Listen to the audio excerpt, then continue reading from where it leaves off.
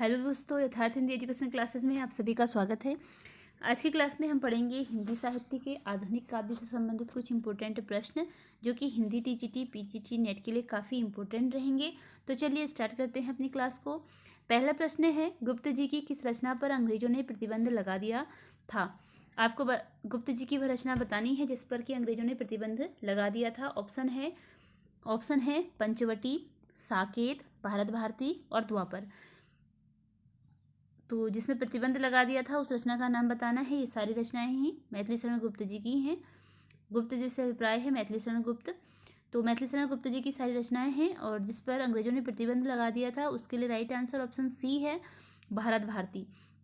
भारत भारती रचना पर अंग्रेजों ने प्रतिबंध लगा दिया था। अगला प्रश्न है, गुप्त जी ने अपनी किस रचना में किसानों की दीनहीन दशा का वर्णन किया है? गुप्त जी ने अपनी किस रचना में किसानों की दीनहीन दशा का वर्णन किया है बताना है। द्वापर, किसान, पंचवटी या इनमें से कोई नहीं। इनमें से किस रचना पर किसानों की दीनहीन दशा का वर्णन है? जैसा कि नाम से ही स्पष्ट है किसानों के बारे में बात हो रही है, तो ऑप्शन बी राइट आंसर है, किसान रचना पर।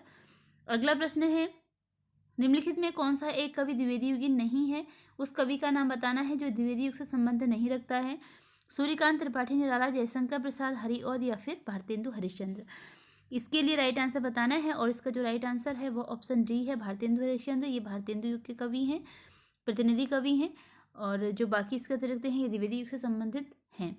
हरिऔध जी द्विवेदी युग के कवि हैं। सूर्यकांत त्रिपाठी निराला और जयशंकर प्रसाद यद्यपि ये छायावादी कवि हैं, ठीक है, मुख्य रूप से ये छायावादी कवि ही माने जाते हैं, परंतु इनकी कुछ रचनाएं ऐसी हैं जो स्टार्टिंग की इनकी रचनाएं हैं वह द्विवेदी युग में भी पड़ती हैं, इसलिए इनको द्विवेदी युग के अंतर्गत भी रखा गया है।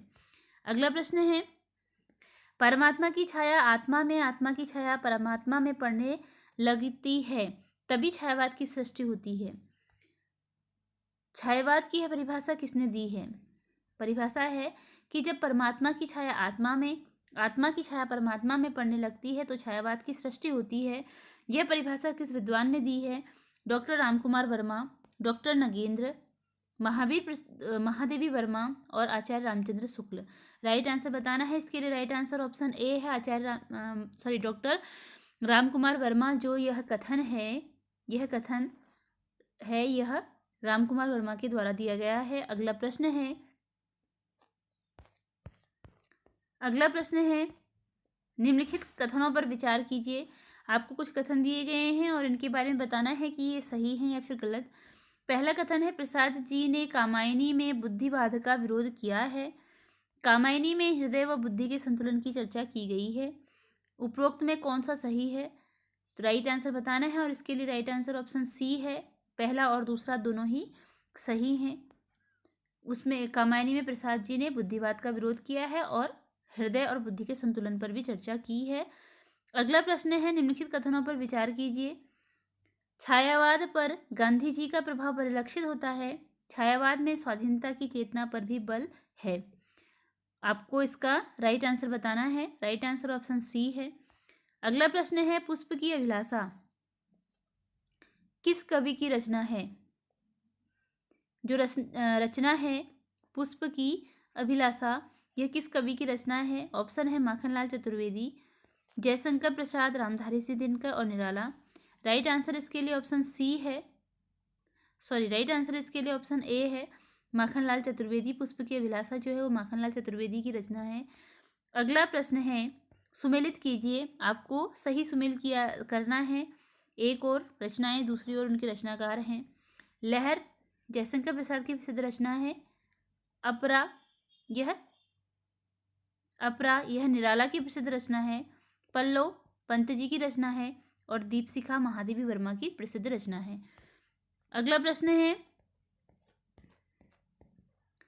कर्मवीर पत्रिका का संपादन कार्य किसने किया? जो कर्मवीर पत्रिका है इसका संपादन कार्य बताना है किसने किया? जयशंकर प्रसाद ने, निराला ने, सुमित्रानंद पंत ने या फिर माखनलाल चतुर्वेदी ने। राइट आंसर बताना है इसके लिए और राइट आंसर ऑप्शन डी है, माखनलाल चतुर्वेदी जी ने किया था इसका संपादन कार्य। अगला प्रश्न है, सुमेलित कीजिए। रचना है, रचनाकार हैं झांसी की रानी, मानसी, वीणा और नीरजा।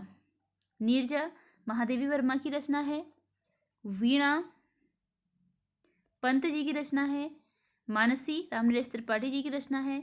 झांसी की रानी सुभद्रा कुमारी चौहान की रचना है। ए का दूसरा, बी का पहला, सी का चौथा और डी का तीसरा ऑप्शन सही है।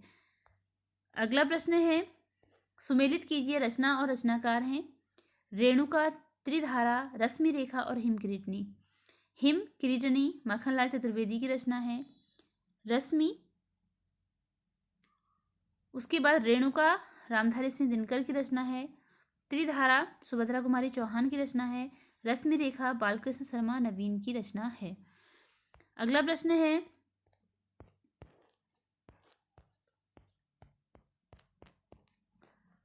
निम्नलिखित में से कौन सा एक सुमेलित नहीं है? जो सही सुमेलित नहीं है वह बताना है। आंसर किसमें है? नहीं में आपको देना है, तो इस बात को ध्यान में रखना है। ऑप्शन है झरना जयशंकर प्रसाद की रचना है, सही है। ग्रंथि पंत जी की रचना है, यह भी सही है। प्रताप पत्रिका का संपादन कार्य चतुर्वेदी जी ने किया, यह भी सही है। जागो फिर एक कविता, जागो फिर एक बार, यह कविता दिनकर जी की है, यह गलत है। क्योंकि जो जागो फिर एक बार यह कविता है, यह दिनकर जी की नहीं, यह कविता है निराला जी की। ठीक है, यह कविता किसकी है? निराला जी की। और प्रताप पत्रिका का संपादन कार्य माखनलाल चतुर्वेदी जी ने किया, यह सही है। यद्यपि गणेश शंकर विद्यार्थी भी इससे संबंधित है, गणेश शंकर विद्यार्थी ने ही इसका प्रारंभ किया है सर्वप्रथम, ये इसके संपादक, प्रसिद्ध संपादक रहे हैं। परंतु समय समय पर पत्रिकाओं के संपादक बदलते रहे, तो प्रताप पत्रिका का संपादन कार्य माखनलाल चतुर्वेदी जी ने भी किया है।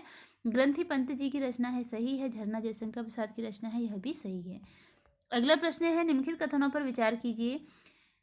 पहला है, छायावाद की एक प्रवृत्ति रहस्यवाद है। छायावाद में सुख और आनंद की अभिव्यक्ति हुई है। कथनों में कौन सा सही है, आपको बताना है।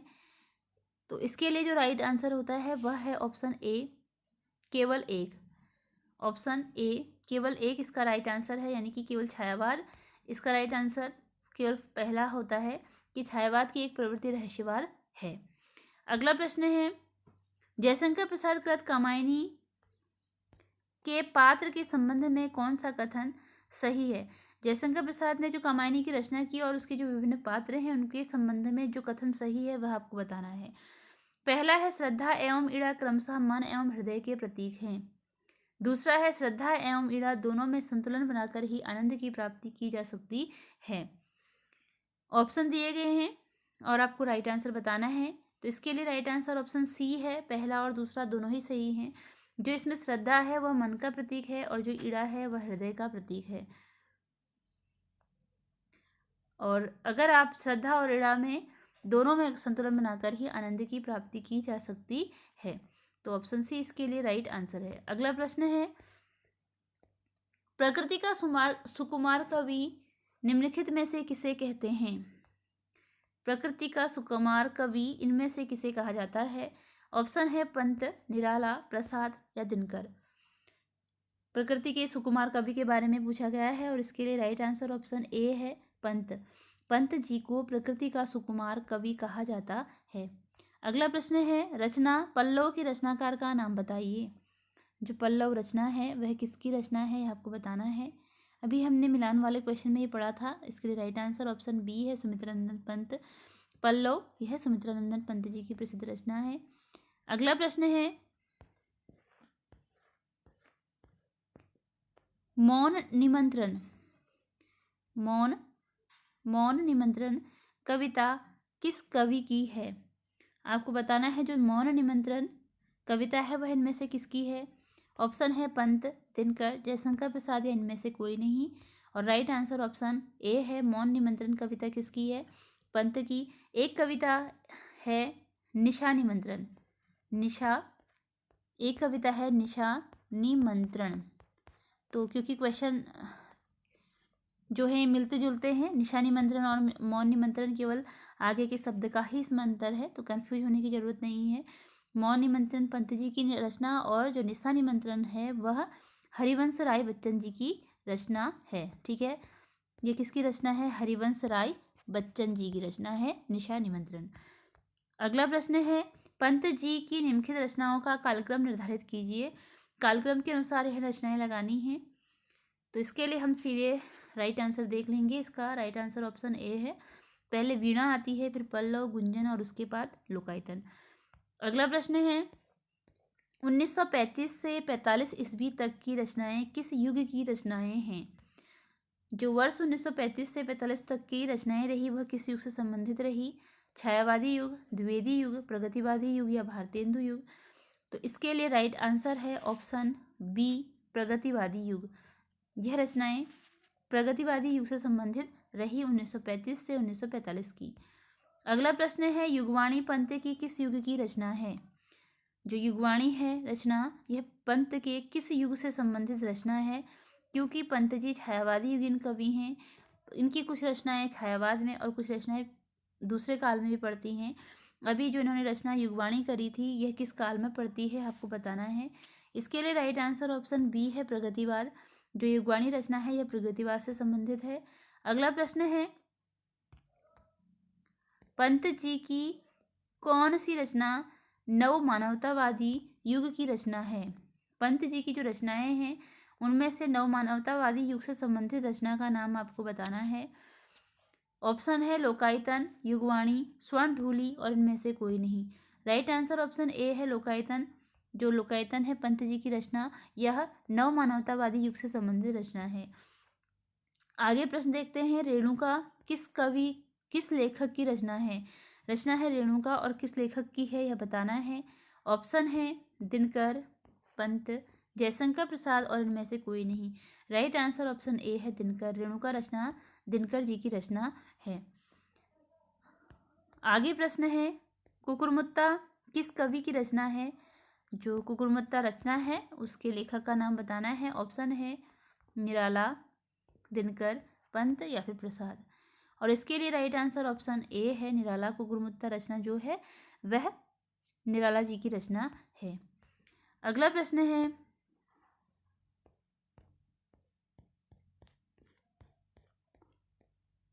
निम्नलिखित कथनों पर विचार कीजिए। फिर आपको कथन दे दिए गए हैं और आपको बताना है कि इसमें से सही कथन कौन सा है। पहला है कि निराला की तोड़ती पत्थर कविता प्रगतिवादी चेतना से युक्त कविता है। उपरोक्त कविता में कवि ने मजदूरों की दशा का चित्रण किया है। कौन सा कथन सही है आपको बताना है और इसके लिए राइट आंसर ऑप्शन सी होता है। इसमें दोनों ही कथन सही हैं। तोड़ती पत्थर जो है वो प्रगतिवादी चेतना की कविता है, चेतना से युक्त कविता है और इसमें इन्होंने मजदूरों की दशा का वर्णन किया है। अगला प्रश्न है महादेवी वर्मा की निम्नलिखित रचनाओं का कालक्रम निर्धारित कीजिए। महादेवी वर्मा की इन रचनाओं का कालक्रम निर्धारित करना है और यह प्रश्न पहले पूछा भी जा चुका है। तो इसमें सीधे से हम आंसर देख लेते हैं। इसका राइट आंसर ऑप्शन ए है। पहले रचना रश्मि आती है, सांध्य गीत आती है, दीपशिखा और उसके बाद सप्तपर्णा आती है। अगला प्रश्न है निम्नलिखित कथनों पर विचार कीजिए। कथन है छायावादी काव्य प्रेम, प्रकृति एवं नारी सौंदर्य का काव्य है। छायावादी काव्य की एक प्रमुख विशेषता उसकी रहस्यवादी भावना है। राइट आंसर बताना है। राइट आंसर ऑप्शन सी है। दोनों ही सही हैं कि छायावादी काव्य प्रेम, प्रकृति एवं नारी सौंदर्य का काव्य भी है और इसमें रहस्यवादी भावना भी मिलती है। अगला प्रश्न है कि निराला की किस कृति में उनके व्यक्तिगत जीवन का सत्य मुखरित होता है?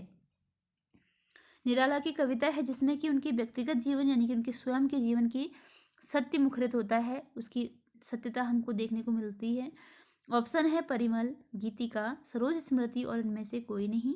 इसके लिए राइट आंसर होता है ऑप्शन सी, सरोज स्मृति। जो सरोज स्मृति रचना है यह इन्होंने अपनी पुत्री की याद में लिखी थी जो जिसका कि बहुत कम उम्र में निधन हो गया था। ठीक है, जो सरोज स्मृति है ये इन्होंने किसकी स्मृति में लिखी है? अपनी पुत्री की स्मृति में लिखी है जिसका कि बहुत कम उम्र में निधन हो गया था। तो यह उनके व्यक्तिगत जीवन से संबंधित रचना है।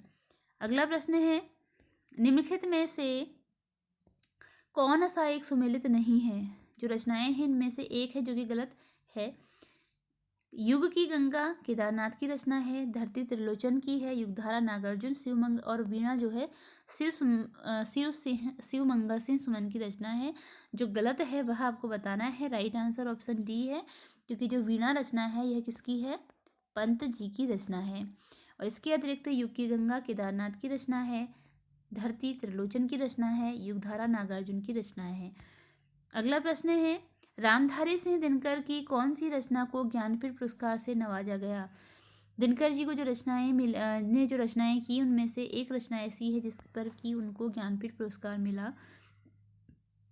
उस रचना का आपको नाम बताना है कि वह कौन सी रचना थी। ऑप्शन है उर्वशी, रेणुका, हुंकार और रसवंती।